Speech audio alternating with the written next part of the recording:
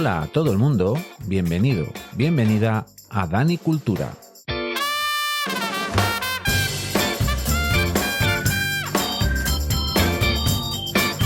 El podcast que, con una visión permacultural, va a tratar diferentes temas que seguro que te van a interesar.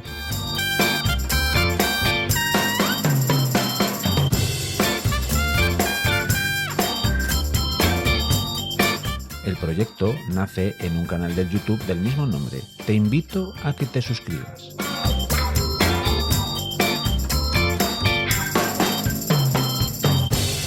Espero que estéis muy a gusto y vamos allá.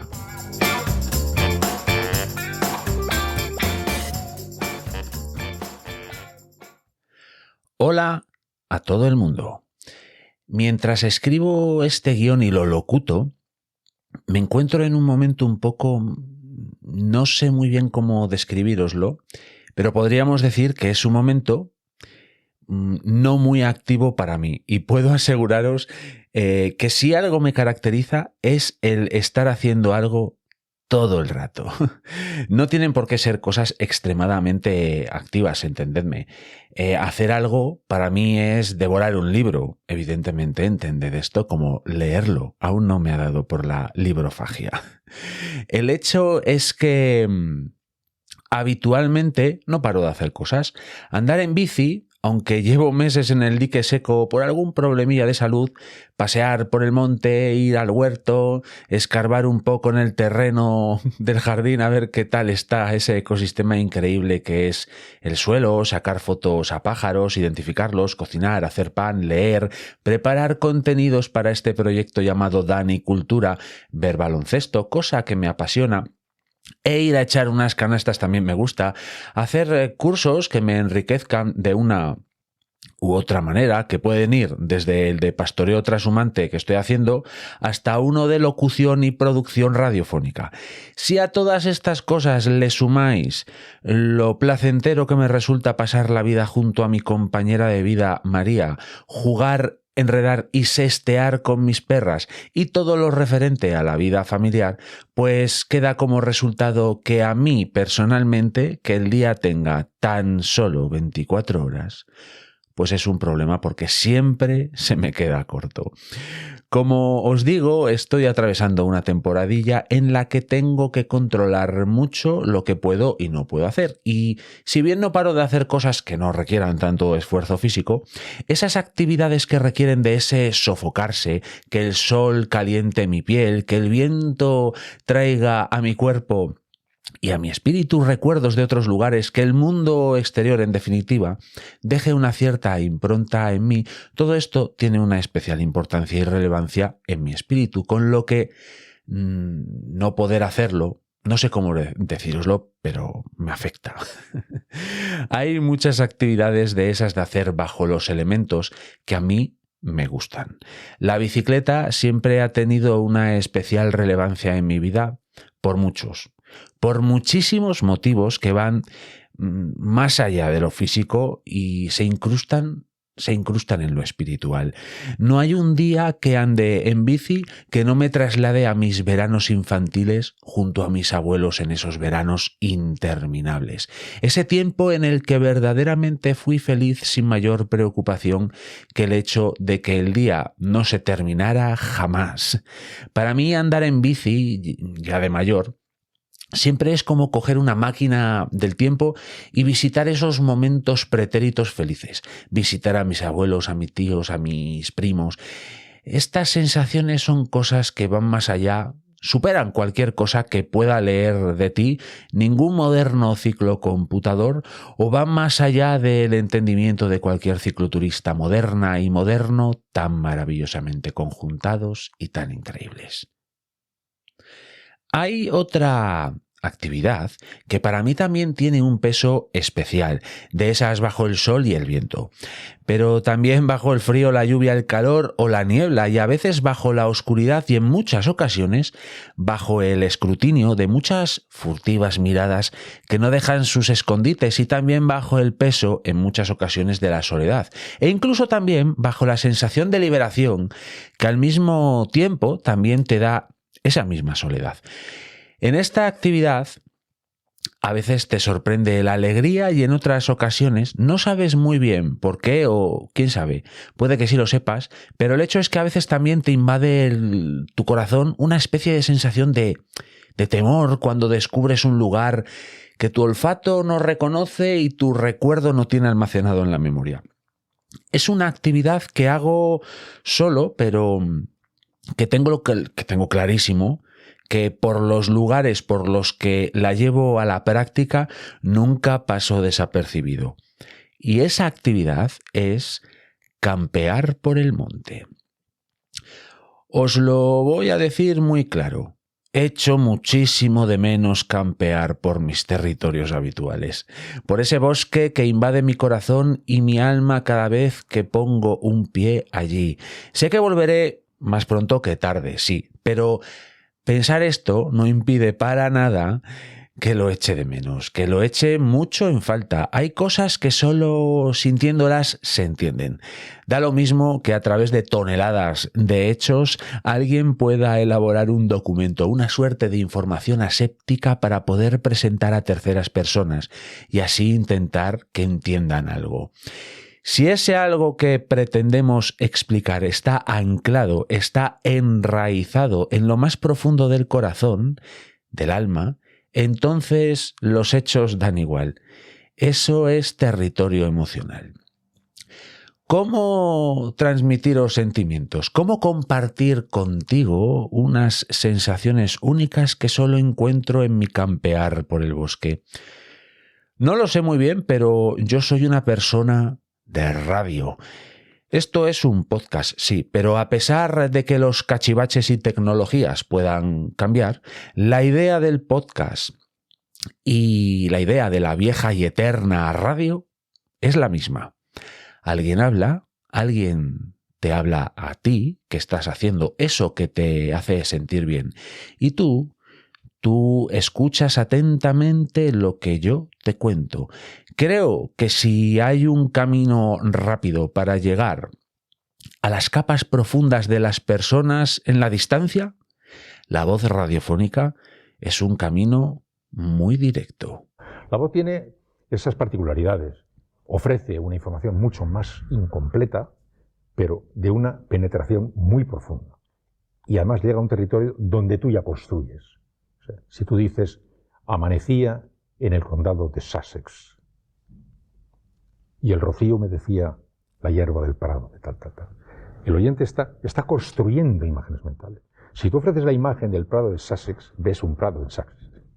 Pero si tú dices, amanecía en el condado de Sussex, como te he dicho yo, 1 millón de espectadores tienen 1 millón de prados diferentes en Sussex, cada uno de ellos construyendo lo que hemos imaginado. ¿Queréis sentir lo mismo que siento yo cada vez que voy al bosque a campear? Pues con todas mis fuerzas os lo voy a transmitir. Tú solo tienes que dejar que mi voz te lo cuente. Lo primero que me gustaría haceros ver es que para mí, campear no es lo mismo que ir a dar un paseo por el monte o ir a caminar por aquí y por allá. Puede que en alguna que otra ocasión me hayáis escuchado decir, al referirme a los animales silvestres, que tienen un determinado territorio de campeo. Los animales silvestres no patean el monte, no pasean. Los animales silvestres campean su territorio y para mí ir al monte es algo parecido a esto. Sin embargo, mi acercamiento a los territorios emboscados por los que efectivamente yo campeo siempre está presidido por la máxima humildad, ya que siempre, y vuelvo a repetir, siempre tengo presente que cuando acudo al bosque llego a la casa, al hogar de todas esas formas de vida que de una forma o de otra yo admiro. Allí soy un visitante temporal y mi paso por esos territorios de campeo ha de ser lo más inocuo posible. Ya no solo en cuanto a dejar o no desperdicios, que doy por sentado que no dejaré nada de eso. Es más, suelo marcharme de allí cogiendo siempre algo que alguna persona ha decidido arrojar en el templo que supone la naturaleza, lo cual deja claro cuál es el acercamiento a este medio de tales individuos. Mis visitas a estos territorios de campeo han de ser inocuas también a la hora de dejar rastros, de hacer ruidos, de perturbar el día a día de los habitantes del bosque, del roquero, de la charca o de la planicie. Mi paso por allí ha de ser como un rumor en los mentideros del bosque, algo que las diferentes formas de vida han de tener como una presencia que puede ser, pero que no es. Esto es lo que me gusta a mí creer, claro. La realidad es que, a pesar de que mi paso por los territorios emboscados sea cuasi fantasmal, algo fantasmagórico difícil de ver, para los muy sensitivos y perspicaces habitantes del bosque, mi campeo es percibido desde el primer minuto en el que el siempre presente mirlo alarma con su agudo estruendo a todo el que quiera escuchar. Y allí, en el bosque, todos los seres quieren escuchar. El bosque tiene ojos y oídos por todos lados. Que seamos percibidos como algo negativo ya depende solo de nosotras y nosotros. En días muy especiales en los que quiero fundirme muy mucho con la vida del bosque, mi campeo puede empezar antes del amanecer, un momento en el que la oscuridad todo lo envuelve, pero que la tenaz luz del alba, día tras día, acaba por ganar la partida. Es un momento muy especial en el que todas las formas de vida de los territorios emboscados están apurando los últimos momentos de protección de la oscuridad nocturna, en los que más seguros están pues corzo, jabalí y por supuesto conejo, ratón, lirón y muchos más habitantes de la espesura. También hay otros habitantes de estos lugares que también están apurando los últimos momentos de protección nocturna. La idea es la misma y es llenar el estómago tanto para sí como para las diferentes camadas de cachorros que hay en distintas madrigueras y qué sé yo, otros escondites. El caso es que estos momentos nocturnos tan próximos al amanecer son uno de los momentos más álgidos de actividad en el bosque. Disfruto mucho de esos ratos en una falsa oscuridad y en los que los ojos, casi de una manera mágica, como si algún hechizo hubiera caído sobre ellos, empiezan a ver en casi plena oscuridad. Un momento así te da a entender lo atrofiados que tenemos los sentidos, tan acostumbrados a las facilidades urbanas. En esos ratos de plena actividad dentro de la espesura eres consciente de la cantidad de formas de vida que te rodean. Te vuelves casi, y digo bien casi, tan perceptivo como todos esos habitantes del bosque. Un par de campeos así al año a mí me hacen tener recuerdos, podríamos decir que casi mágicos para muchos meses y hasta años. Sin embargo, lo más habitual es que después de algunas horas tras la amanecida yo comience mis campeos rutinarios. Las 10 de la mañana me parece una hora muy razonable que me permite haber podido cargar todo lo que quiero llevar en la mochila, sin prisas que me hagan olvidar algo importante para mis planes. Una libreta, un lapicero, la navaja, la cámara de fotos, la cantimplora, un tentempié, los prismáticos, alguna tela que me camufle de las siempre presentes miradas boscosas si quiero sacarle unas buenas instantáneas a algún pájaro, cosa difícil siempre porque, os vuelvo a repetir, en el monte por todos lados hay ojos y oídos con ganas de ver y escuchar. Siempre me acompaña mi bastón. No esperéis encontrar en mí uno de esos bastones modernos de materiales muy afinados y de tecnologías impresionantes. Bastón es de madera de almez, de rojo intenso que el pastor de mi territorio de campeo habitual ya reconoce. Es casi como un compañero de la espesura para mí, más que un apoyo físico, aunque en alguna ocasión me ha ayudado a llegar a algún que otro lugar. Cuantos más kilómetros hacemos juntos, emboscados, más y más cariño nos vamos cogiendo mutuamente. El bastón y yo somos acompañados por las botas. De cuero de serraje, una vez más no vais a encontrar aquí nada absolutamente moderno. Puede ser algo absurdo, pero botas consiguen mantenerme, en cierta forma, siempre en el bosque. Y esto se debe a que el tener que cuidarlas, limpiarlas, hidratarlas y demás cuidados para que su vida sea larga y puedan acompañarme largos años, hacen que, mientras les dedico tiempo, mi mente rememore muchos momentos que hemos pasado juntas, bastón, botas y yo. Cuidar a botas, aplicar esos ungüentos, podría decirse que curativos para su cuero, hace que recuerde todas esas sendas, caminos y rincones por los que campeo en el monte, y os aseguro que eso me genera mucha paz. En cuanto la suela de botas da los primeros pasos por el terreno, sobre la hojarasca, mi mente, mi corazón, mi alma, es decir, yo, entro en conexión muy íntima con ese territorio. Haré todo lo posible para pasar desapercibido, sí, pero si os digo que en el monte hay ojos y oídos por todos lados con muchas ganas de ver y oír, no menos ganas de ver, oír y sentir tienen mis ojos, mis oídos y el resto de los sentidos. Una alegría muy especial, como una especie de aire fresco, noto dentro de mí al dar esos primeros pasos. Para campear, al menos para mí, hay que hacer algo muy importante, y es dejarse las prisas bien lejos. Para mí esto es crucial. Si un mínimo de prisas o de urgencia te acompañan en el campeo, los territorios emboscados lo van a notar. Tú no vas a disfrutar y, como digo, el territorio lo va a percibir, te lo garantizo.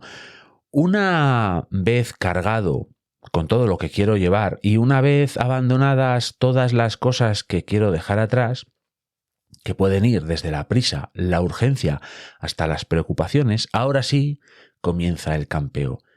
¿Cuál es el rumbo? ¿Hacia dónde voy? ¿Cuál es el destino? No hay rumbo, no voy a ningún sitio, no hay destino. Campear es el rumbo, campear es hacia dónde voy. Campear podría decirse que es el destino, aunque fundirse en la inmensidad del bosque, tanto física como espiritualmente, es el fin último de estos mis campeos. Llevar ese territorio siempre dentro de una u otra forma, esa es la razón de todo.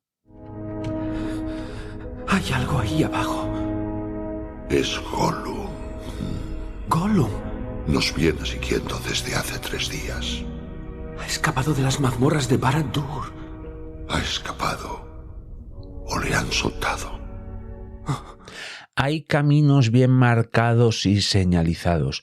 Hay otros caminos, algo más pequeños, pero igualmente evidentes. Hay senderos que da la sensación de que son una evolución de uno de estos caminos menos marcados y que están como en una fase a caballo de fundirse con el matorral o de convertirse efectivamente en pequeño camino. Luego hay senderos que has de intuir entre la hojarasca y los arbustos y los árboles. Y por último están los pequeños senderos que la fauna silvestre, los habitantes del bosque, van marcando cada día y que hay que adivinar, a veces con un poco de imaginación. Si bien Botas, Bastón y yo hemos recorrido todas estas alternativas, nuestras preferencias son los imaginativos trazados de los habitantes de la espesura. Todo depende de las circunstancias, por supuesto, pero si quieres formar parte del bosque, has de comportarte como la fauna habitual que lo habita, y así procedo en mis campeos por el bosque. Quiero pensar que el olor que voy dejando a mi paso y el olor que va extendiéndose cada vez que camino por el bosque, para los residentes habituales de este territorio ya es habitual, ya es conocido. Ya saben que un invitado recurrente acude a su casa y me gustaría que estos habitantes habituales del bosque identificasen este olor con el de un humano que no les va a causar daño, pero eso es mucho imaginar. Los primeros momentos en mis campeos pueden ser o por uno de estos caminos enormes que parten el monte por la mitad o por un pequeño sendero que a ratos se abre más y a ratos se cierra un poco, pero siempre permite el paso. Salvo por necesidad, mi elección siempre es clara, el pequeño sendero. Siempre pienso que es la elección correcta porque a los pocos metros ya encuentro excrementos de zorro, garduña y alguna letrina de jineta también aparece. Sin duda, ese es el camino que a mí más me funde con el sistema que estoy visitando. Por el bosque que me acoge en estos campeos discurren varios arroyos que, depende del año, tienen durante más o menos tiempo cauce en su discurrir por el monte. Hay épocas en las que no llevan agua, como durante, por ejemplo, el más achicharrador verano, ¿no? Pero si el invierno y la primavera vienen húmedos, como ha sido el caso de este último año, el agua fluye por varios pequeños valles que fraccionan todos los territorios por los que voy a husmear todo el día. Esta orografía es de gran ayuda para ir diseccionando el campeo. Un día visito este valle, al día siguiente visito el otro, durante otra jornada estudio todas las sendas que unen ambos valles y de esta manera voy creando una especie de mapa mental que me ayuda a hacerme mi composición del lugar. Pero el apoyo de un mapa en papel a escala 1/25.000 siempre me acompaña en la mochila. Como veis, siempre acabo teniendo un pequeño apoyo analógico. Soy hijo de un tiempo en el que lo analógico todo lo abarcaba, pero transité ese cambio que no sé si hemos sido conscientes de lo rápido que se ha producido y de lo transformador que ha sido a todos los niveles. No creo que nunca acabe siendo un ser 100% digital. Y no creo que nadie pueda volver a ser 100% analógico, a no ser que ocurra algo. Pero hasta llegar a todo este entramado de pequeños valles que componen el bosque, territorio de campeo habitual para un servidor, he de ir atravesando pequeños caminos y pequeños senderos mantenidos de una forma u otra por el rebaño del pastor de la zona con el que de vez en cuando cruzo alguna palabra. Sus mastines y perros de careo también suelen dejarme claro que ese es su rebaño y que no me deslice ni un poco en oscuras intenciones que desde luego no tengo. La composición del rebaño del pastor de esta zona, para los ojos del avezado observador, ya te da pistas de lo que puede haber en la zona. Las ovejas churras comen ávidamente los pastos y algunos nutritivos matorrales por los que el pastor las va moviendo. También hay alguna cabra dentro del rebaño. Cabras muy exquisitas en su pastar a pesar de lo que popularmente se cree de ellas. Lo que ocurre es que las cabras son capaces de encontrar algo nutritivo hasta en el desierto. Son unas supervivientes. Pero lo que más me llama la atención es la composición de los perros del rebaño. Para estos perros de trabajo, los cuales más de una vez, como digo, me han dejado claras muchas cosas con su imponente presencia, el rebaño lo es todo. Sobre todo para los mastines. Los mastines viven un momento en su efímera infancia durante sus momentos de cachorros que se llama troquelado. ¿Qué es esto del troquelado? Cuando vemos a un mastín defendiendo a sangre y fuego las ovejas de un rebaño, en realidad lo que ese perro está haciendo es defender a su familia. ¿Qué haríais vosotras y vosotros por defender a vuestras familias sean como sean esas familias. Haríais lo que fuese. Pues eso es lo que hacen los mastines, porque un mastín de trabajo, un mastín de rebaño, no está defendiendo las ovejas del pastor. No. Está defendiendo a su familia. Para estos mastines, el rebaño es su familia, es su manada. Y esta transformación, este clic mental, sucede durante el proceso de troquelado, que no es más que introducir a los cachorros de mastín dentro del rebaño desde bien pequeños, que las ovejas se familiaricen con su olor, que para esos pequeños cerebros de cachorro de mastín de trabajo, el olor a oveja sea el olor de su todo, de su familia, de su manada. Dentro de ese ambiente de ovejas es cómo y dónde crecen los cachorros de mastín. Primero, es difícil poder verles porque entre tanta oveja es complicado ver a esos renacuajos. Pero los meses pasan y poco a poco aprenden lo que tienen que hacer. Se lo enseñan los otros mastines adultos del rebaño. Y día a día, mes a mes, van creciendo, claro. Y la selección que los pastores van haciendo durante años, durante décadas, la selección que llevan haciendo durante siglos, hace incluso que el color de los mastines sea muy parecido al de las ovejas que tienen que guardar. Esos mastines se mimetizan con el rebaño, lo protegerán a toda costa. El proceso de troquelado hace de estos perros algo muy especial. No son sencillamente perros que están en el rebaño. Son mucho más que eso.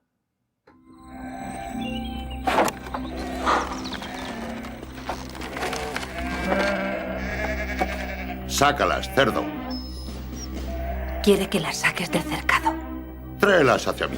Recuerda, tienes que dominarlas. Si lo consigues, harán lo que tú quieres. ¡Vamos, vamos! Volviendo a la composición de los perros del rebaño, para los ojos más inquietos y que andan buscando interpretaciones, patrones, información y todo aquello que le facilite conocer todo eso que está a su alrededor, como es el caso de mis ojos y el resto de mis sentidos, el hecho de que en el rebaño del pastor de mis territorios de campeo haya mastines de este tipo, me da a entender una cosa muy clara. Ese rebaño tiene que protegerse de algo que hay en el bosque, en esas partes oscuras y emboscadas por las que más adelante Bastón, Botas y yo estaremos metidos. En ese bosque hay ojos que quieren ver, hay oídos que quieren escuchar y algunos de sus habitantes están siempre atentos a todo, tanto o más que yo. La cuestión es que hasta llegar al entramado de pequeños valles que serpentean por todo este territorio, he de atravesar previamente un pequeño camino que es mantenido por el rebaño del pastor y que va bajando poco a poco hasta, por así decirlo, el valle principal y puerta de acceso a mis territorios emboscados, llenos de hojarasca y senderos de fauna silvestre, llenos de ruidos y misterio, llenos de frescor y belleza. Es una zona en la que el efecto borde es muy evidente. El efecto de borde, ese fenómeno que se produce cuando dos ecosistemas diferentes o, si queremos, dos mundos distintos se juntan, en este punto en el que el camino mantenido por el rebaño y el valle puerta de acceso al bosque se funden, aquí este efecto de borde es tremendamente evidente y es muy habitual en este lugar que me encuentre. Si el viento me da en la cara y la brisa no delata mi presencia, con corzos pastando en fincas bordeadas por sebes, el mundo silvestre y los territorios humanizados, fundiéndose en un ecosistema propio, lleno de vida. Así es como me recibe muchas veces mi territorio de campeo habitual. Corzos, colmenas, fincas llenas de frescos pastos y flores, sebes, esos setos vivos e intencionales que han moldeado el paisaje de la región leonesa, todo ello rodeado de robles, chopos y algún que otro pino. Siempre tengo la tentación de sentarme aquí y pasar el día entero, si fuese necesario, pero mi curiosidad siempre tira de mí. Siempre me arrastra en dirección a lo más profundo del bosque.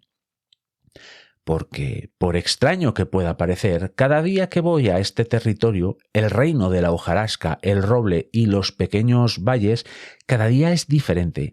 Siempre es nunca, nunca es siempre, todo ordenado pero patas arriba, todo patas arriba, pero manteniendo un orden y un equilibrio que, si bien siempre intento adivinar, es muy complejo de entender, y lo mejor que puedo hacer, o quizás lo mejor y más fácil que se me ocurre hacer, es fundirme con todo ese territorio reino del orden desordenado, con el bosque.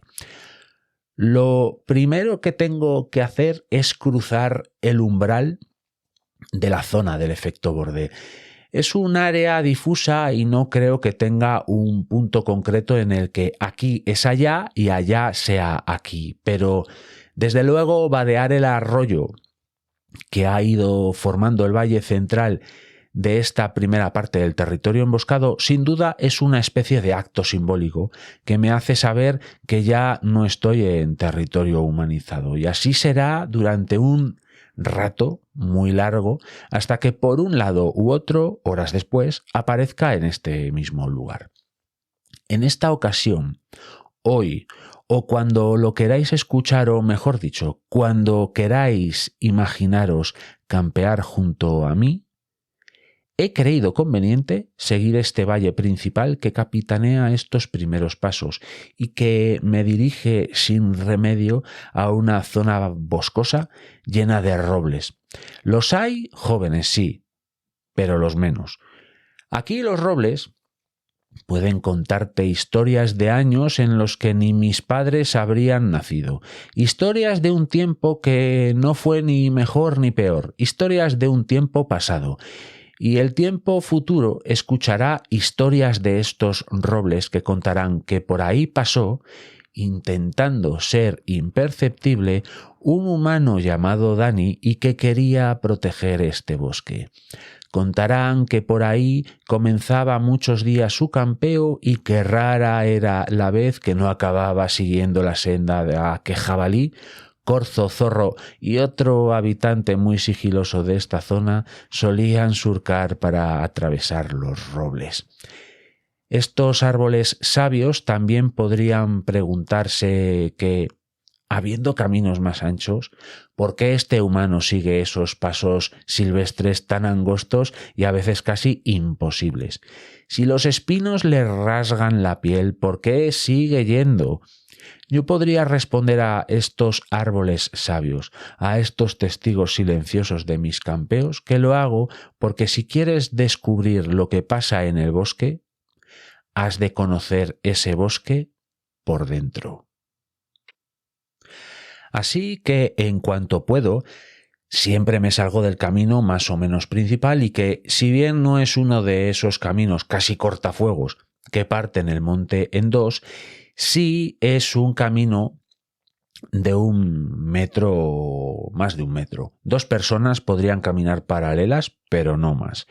Sin embargo, como digo, en cuanto puedo me embosco. Me embosco mucho y a los 8 o 10 metros de adentrarme entre los robles, desde el camino ya no se me ve.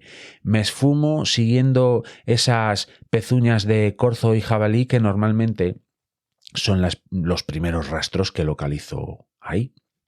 Luego algún raspón en un tronco llama mi atención, más adelante algo de barro en unas rocas, un poco más adelante observo que en un paso no hay musgo, lo cual me da a entender que por ahí los animales pasan cada día. En fin, voy tirando de un hilo y de otro y el resultado es que me encuentro en medio, en el corazón del bosque y, como dije hace un rato, no hay destino. La meta era precisamente este campeo. Y es que este campeo me enseña, me hace sentir, me calma, pero a la vez también me acelera. El camino que los otros humanos que también pasan por aquí suelen usar vuelve a aparecer. Y siempre me gusta escrutar, escudriñar, si se quiere, esos bordes de los caminos, porque hay veces que te puedes encontrar con sorpresas increíbles. Aún recuerdo aquel día. Parecía un día más de campeo, pero ya os dije antes que en el reino de la hojarasca, el roble y los pequeños valles, cada día es diferente. Siempre es nunca, nunca es siempre. Todo ordenado, pero patas arriba. Todo patas arriba, pero en cierta medida ordenado. En esos bordes de los caminos más humanizados, medianamente bien delimitados y que dejan claro que de ahí en adelante está lo silvestre, lo salvaje y que precisamente es por donde campeo yo, en esos bordes precisamente lo silvestre, lo salvaje a veces deja señales para dejar claro que efectivamente lo salvaje, lo silvestre está ahí, más cerca de lo que a veces pensamos, pero si intentas buscarlo, se aleja sin remisión y difícilmente lo verás. Has de fundirte en ese todo que representa el bosque, pero, como digo, a veces este mundo deja sus marcas. Era un día, como digo, normal. Íbamos Botas, Bastón y yo siguiendo una senda sutil, pero que habíamos recorrido muchas veces, de esas por las que tengo la esperanza de que mi olor para la fauna silvestre ya sea algo conocido, algo habitual. Había muchos rastros, mucha pezuña, mucho barro fresco en los troncos de los árboles por los que habitualmente se rozan los habitantes del bosque. Parecía que la noche anterior había sido especialmente activa. Ya se adivinaba el camino principal, no se veía, pero ya me conozco esta zona bastante bien. El camino estaba ahí delante, camuflado por ese borde que separa lo silvestre de lo humano. Primero levanté una pierna y mi pie se apoyó en el camino. Pero justo cuando fui a hacer lo propio con la otra pierna, justo ahí había una maraña de cerdas de jabalí. No estaban puestas ahí sin más, aleatoriamente. No había sido un enganchón tremendo de la ajetreada jornada nocturna anterior. Esa maraña de cerdas de jabalí tenía forma de excremento y por el tamaño era imposible que fuese de un zorro, un oportunista raposo que se encontró con un cadáver de jabalí. Esos excrementos eran de lobo. Y es que hacía tiempo que ya sospechaba que el lobo y yo campeábamos por el mismo territorio. Pequeños indicios, huellas que no se correspondían con la forma ni el lugar con las de un perro grande. Las huellas de los mastines del rebaño quedan ya atrás. Parece que el pastor también sospecha o sabe que el lobo está por la zona. Ya os dije que este bosque tiene muchos ojos que quieren ver y muchas orejas que quieren oír. Y tengo que deciros que aquí, en este borde que separa los caminos silvestres de los humanos, aún no estoy muy emboscado. ¿Queréis seguir campeando conmigo? Vamos a seguir emboscándonos. No siempre era divertido. A cada rato, al teniente Dan le daba mala espina a alguna roca, o un sendero, o el camino. Y nos decía, ¡al suelo, callaos! ¡Al suelo! ¡Callaos! Y lo hacíamos. Para los y las más habituales a Danicultura, el hecho de que ahora les diga que en este bosque tengo una cámara de fototrampeo no les será una novedad, pero si me acabas de descubrir, amiga y amigo, os digo que efectivamente tengo una cámara de fototrampeo siempre en el bosque, siempre mirando. La fauna silvestre, siempre que paso por su territorio, por su hogar, sé que me miran, sé que me oyen y, por supuesto, sé que me olfatean, pero yo a ellos también. A menor escala, pero también les miro y les oigo y en la medida de mis posibilidades a veces también les olfateo. Mi manera de llevar a cabo esto del fototrampeo es lo más inocua posible sin usar, por supuesto, atrayentes o cebos. Solo quiero saber quiénes campean por ahí y sobre todo qué tal están de salud. Y es que el hecho de que en un ecosistema los animales estén muy enfermos nos habla de un ecosistema desequilibrado, entre otras cosas, claro. Y tengo que deciros que lo que la cámara de fototrampeo capta son animales sanos. Aún no he visto focos de sarna ni nada así. Nunca, al menos de momento, animales que malviviesen con patas rotas o cosas así. Parece que a esos animales se los comen. Y de eso hablan también algunos lugares en los que se amontonan huesos. Pero si os fundís dentro de las dinámicas del bosque, de la vida silvestre, entenderéis que eso no significa nada malo. En la naturaleza, la muerte representa vida. Ese flujo muerte-vida, vida-muerte, es el discurrir natural. Así que, para ver así de sanos a los animales que voy captando en la cámara de fototrampeo, eso significa que los enfermos van siendo depredados y eso hace que cachorros de todo tipo de depredadores puedan salir adelante, así como los diferentes miembros adultos, claro. Este tipo de pensamientos, más que inquietarme a la hora de seguir avanzando por entre el bosque, por entre la foresta, me hace seguir caminando de una senda a otra, de otra a una, y poco a poco voy llegando al final del valle del arroyo principal. Los pasos que unen los diferentes valles y que hacen que en el mismo bosque cambies por completo de mundo pueden ser o muy complicados, por demasiado verticales o por demasiado frondosos o por demasiado matorralizados, o muy fáciles si buscas el camino por el que el ser humano sin duda ha decidido atravesar el monte. Y no penséis que esto lo digo como algo absolutamente negativo. Muchas veces podemos pensar que la intervención del ser humano puede ser dañina e incluso maligna, pero estos caminos más o menos grandes en medio del monte pueden significar la diferencia entre que las brigadas de bomberos forestales acaben con un incipiente incendio forestal, ya que pueden acceder al foco del mismo, o que sencillamente cientos de hectáreas de monte se calcinen al ser imposible acceder al dañino y probablemente intencional incendio.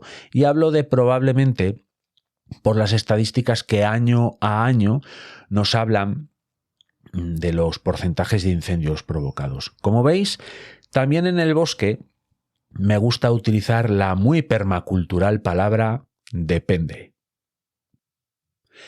El hecho es que mi cambiar de valle a valle, ir saltando las lomas de este reino de la hojarasca, se sucede en este bosque, en mi territorio de campeo. Mi primer cambio de valle, como digo, puede ser sencillo o puede ser complicado, sufriéndolo sobre todo botas que acaban embarradas o magulladas. Todo, como digo, depende del día. Pongamos que en nuestro campear, hoy o cuando tú imagines estar campeando a mi lado, optamos por la opción sencilla. Un camino bien definido pero pequeño, recto, y por lo tanto, si vamos a cambiar de valle, será abrupto. Lo cierto es que después de más de una hora, probablemente 2, de estar metidas en la espesura, sin que el sol nos pueda alcanzar y sin poder dar 3 pasos sin tener que adaptar nuestro discurrir al terreno, llegará un camino por el que, por abrupto que sea, podamos estar un rato caminando sin mucha dificultad. Lo cierto es que se agradece. Pero un momento, estoy dando por hecho que hace sol y la temperatura es fantástico, pero ¿y si llueve? Porque si llueve, amigas y amigos, yo también campeo. No os voy a engañar. Si el día es absolutamente de perros, me quedo en casa, claro. Pero si la probabilidad de lluvia está ahí y, gracias a las actuales posibilidades de predicción del clima a corto plazo, veo que la lluvia no va a ser tremebunda, a mí me gusta campear bajo la lluvia. Decidme una cosa. ¿Cuánto tiempo hace que no estáis en el medio natural a merced de las condiciones que toquen, por ejemplo, bajo la lluvia? ¿No os da la sensación de que a veces nos metemos en una burbuja demasiado cerrada y no vivimos todas las sensaciones, todas las vivencias que el mundo nos ofrece? Puede pareceros absurdo y no descarto que lo sea, ¿eh? Pero el caminar de vez en cuando a merced de la lluvia, el viento y el frío por el bosque, por el monte, a mí me parece algo, en cierto modo, liberador de esa burbuja que nos quiere proteger en exceso. A veces nos perdemos sensaciones, vivencias que no tienen por qué ser malas o negativas por un miedo autoimpuesto. Así que en este campear que yo os planteo junto a mí, puede que a veces nos llueva, sí.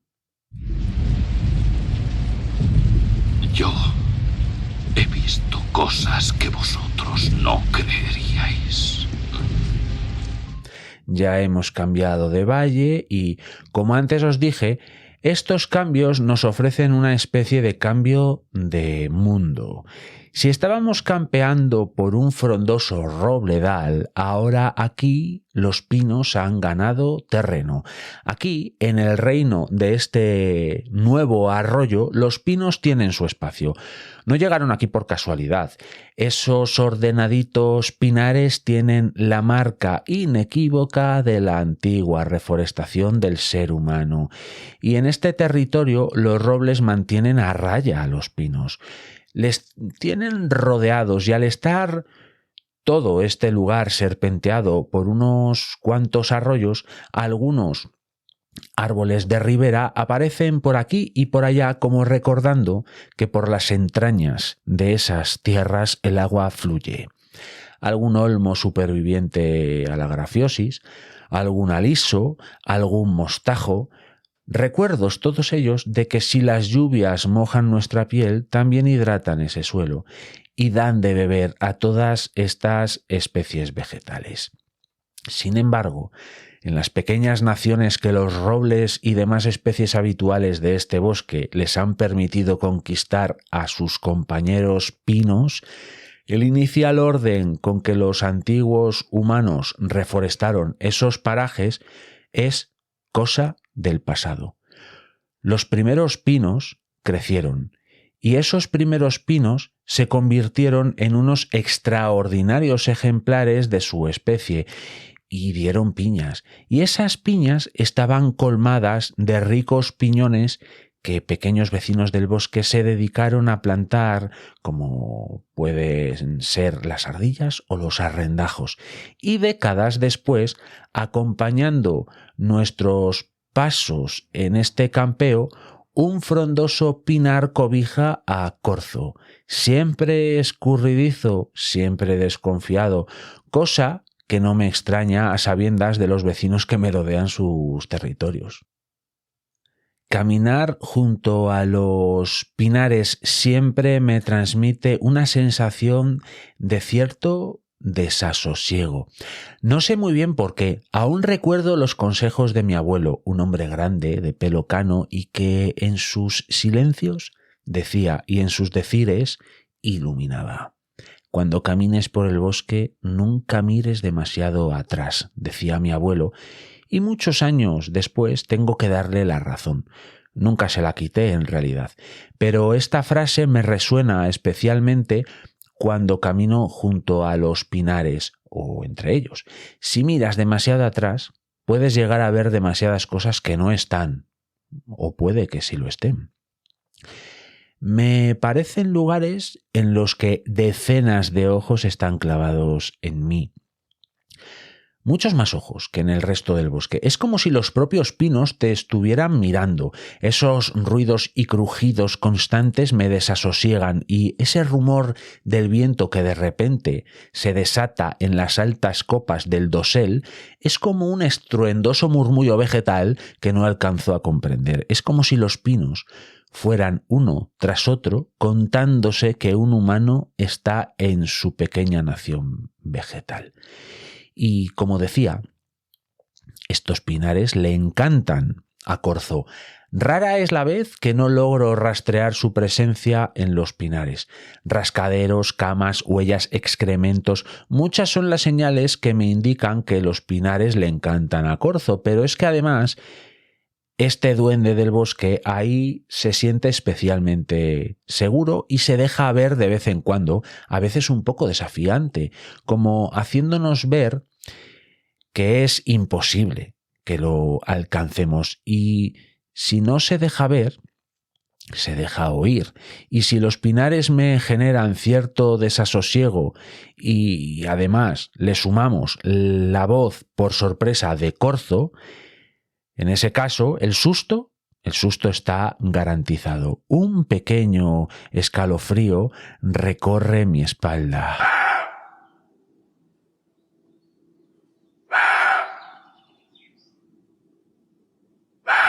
Un escalofrío el que me generan estos ladridos y que sé que van dirigidos a mí.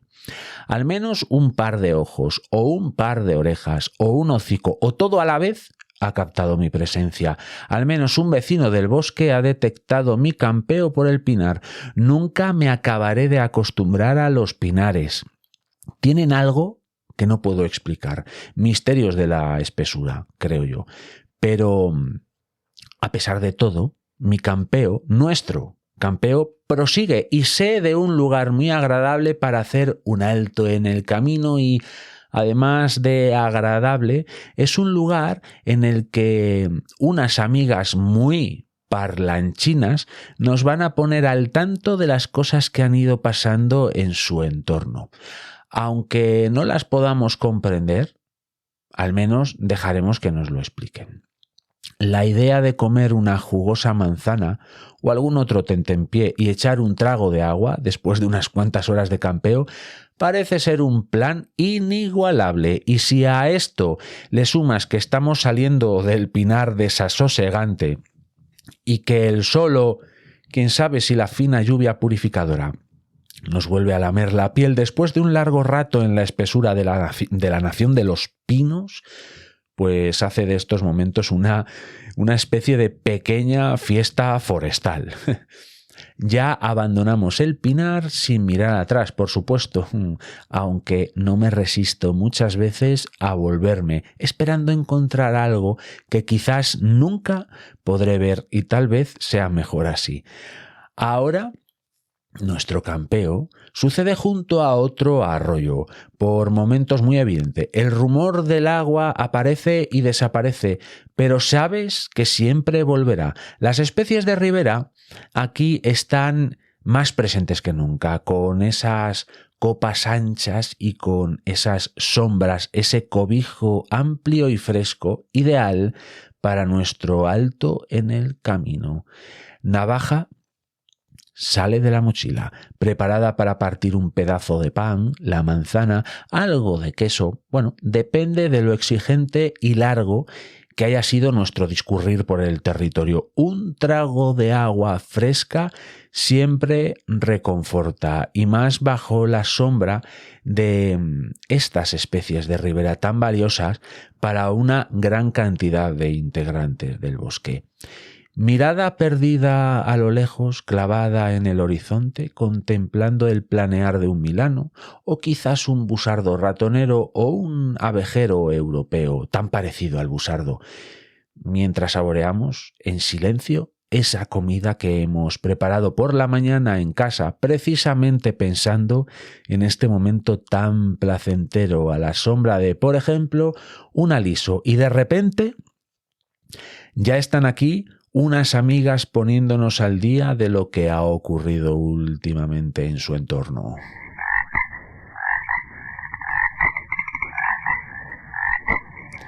Escuchar croar a las ranas es algo que, así como el pinar que acabamos de dejar atrás me genera algo de desasosiego, realmente sin mucha explicación, Este croar de las ranas me hace irracionalmente feliz. Tampoco tengo una explicación para ello, pero escuchar el canto de estos importantísimos anfibios me hace feliz. Creo que en el bosque hay muchas cosas sin explicación, pero no creo que la necesiten. Quizás por esto los bosques, los territorios emboscados, siguen manteniendo ese halo de misterio que nos atrae. Quizás sean una de esas últimas fronteras, transitadas pero misteriosas. Os cuento estas divagaciones y no tengo más que ganas de estar en medio de este mundo. Será mi alma montaraz la que os está contando todo esto, seguramente así sea. Siempre que escucho o veo a algún anfibio, no dejo de pensar en que son los pioneros de todo. Los primeros que campearon el mundo fueron ellos, los anfibios. Después de ellos ya fueron evolucionando el resto de seres del reino animal. Pero los primeros que dejaron atrás el pinar desasosegante, los primeros que fueron encontrando la manera de pasar de un valle a otro y los primeros que encontraron un lugar sombrío con una buena charca en medio del robledal por el que milenios después campearíamos nosotros y nosotras, fueron los anfibios. Todos estos pensamientos me asaltan en la cabeza mientras voy recogiendo el tentempié que nos ha repuesto las fuerzas y el espíritu.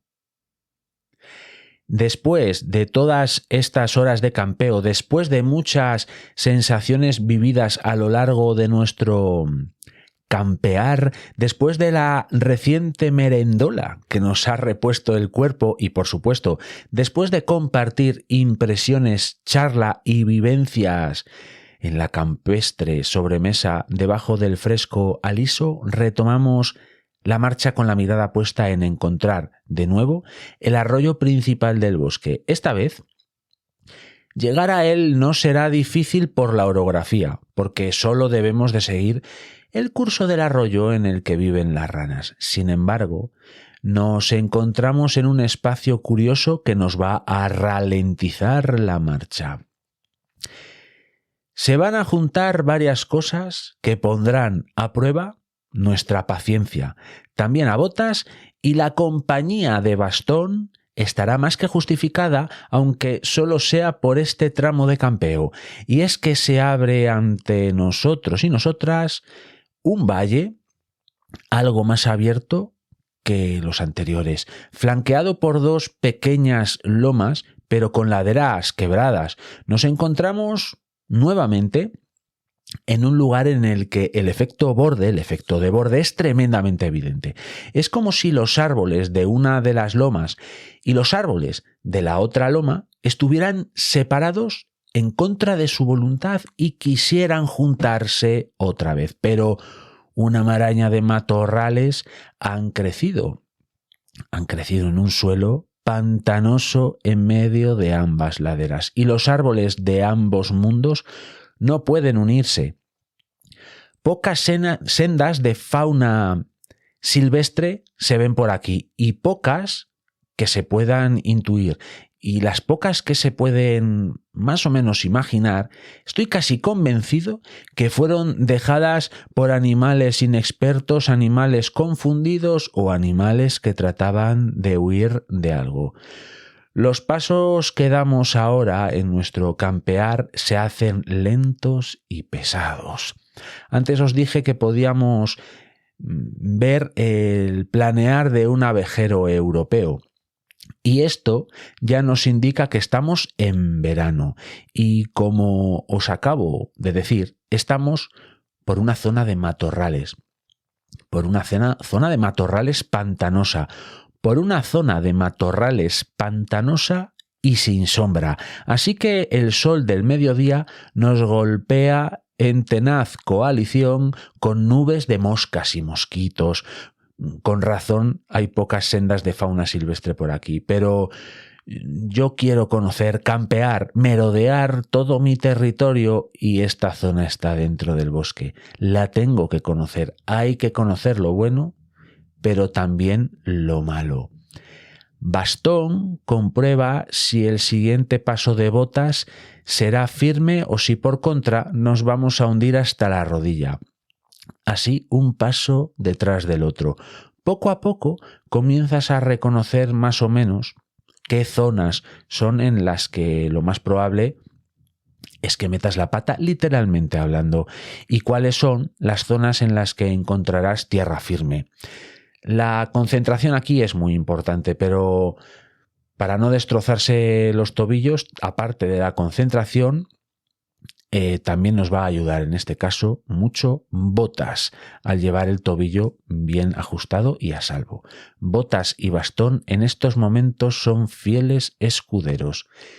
Mis sospechas de que por este lugar los animales silvestres que podrían campear lo harían confundidos, lo harían guiados por la soberbia de la inexperiencia o huidos, se confirman, aunque tengo que decir que por este paraje también campean otros animales del bosque en busca de oportunidades que pueden encontrar como caídas del cielo.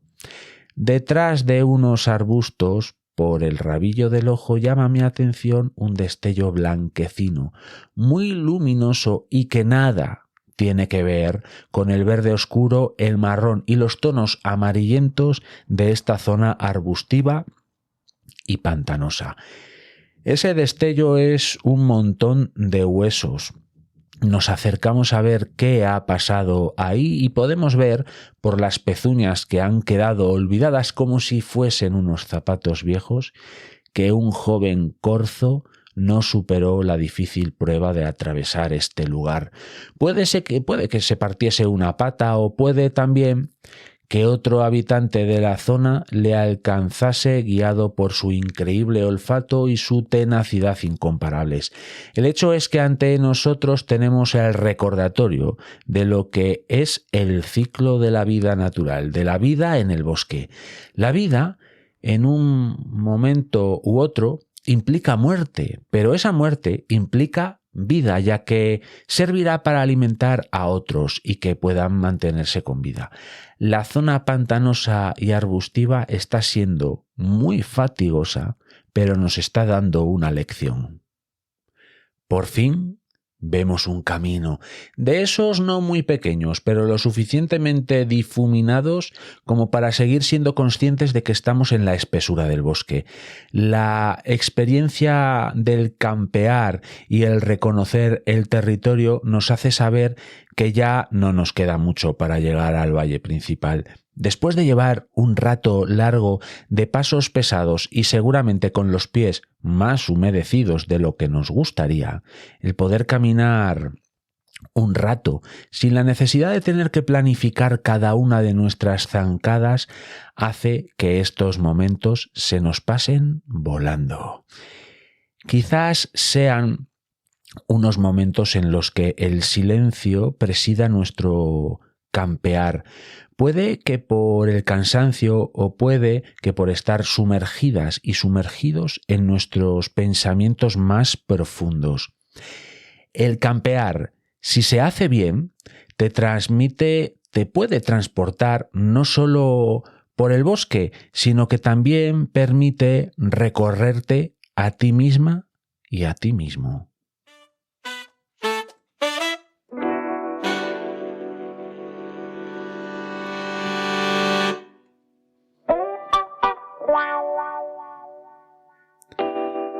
Paso a paso te vas fundiendo con el bosque y con tus pensamientos. Puede que tu interior sea ese pinar inquietante. Puede que tu interior sea el matorral pantanoso. Puede que el sabio robledal. Puede que el fresco aliso al son del croar de las ranas. El bosque nos va poniendo en nuestro sitio, en nuestro hábitat.